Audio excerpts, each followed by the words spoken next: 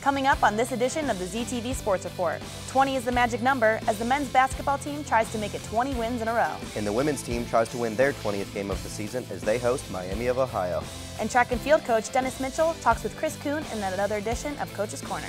All that and much more on this edition of the ZTV Sports Report, starting now.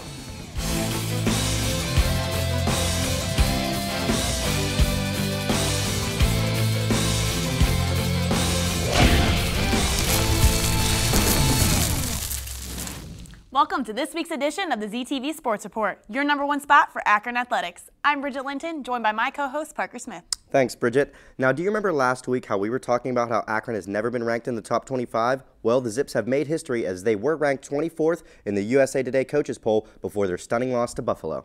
That road loss to the Bulls ended Akron's 19-game winning streak, the longest in the NCAA this season. This one may be tough for us to get over. Bridget, you're right, but I don't want Zips fans to get too down. In fact, Akron is one of just 4 teams to post at least 22 wins in each of the past 8 seasons, joining Duke, Gonzaga, and Kansas.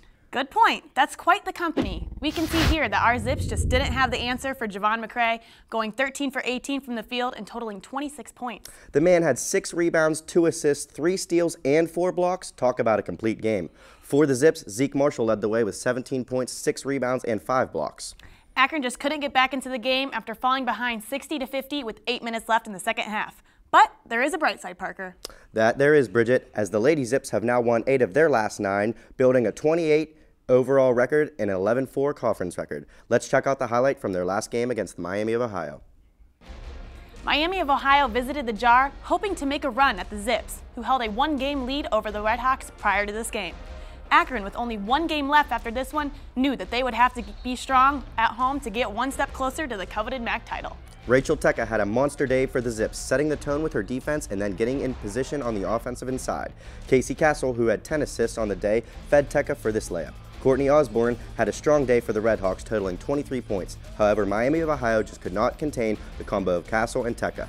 Tecca had 32 points in this one, doing so with only 16 shots from the field. This was a great time for Rachel Tecca to have her game of the season leading the Zips. The Redhawks did hang in there throughout the game, and after this jumper by Hannah Robertson, they grabbed a narrow 43-41 lead. Taylor Rupert had a rough day, going 0 from 10 from the field, but feeding Tecca during crunch time worked just fine here as the Zips rode her inside dominance the rest of the way. Akron went on to win 71-65. That must have been a great senior night for Katie Bubna and Taylor Rupert, who have had great careers here at UA. Let's see what Coach Kess had to say. And again, utmost respect for our team, you know, to continue to play as hard as they can with not using a lot of people on our bench.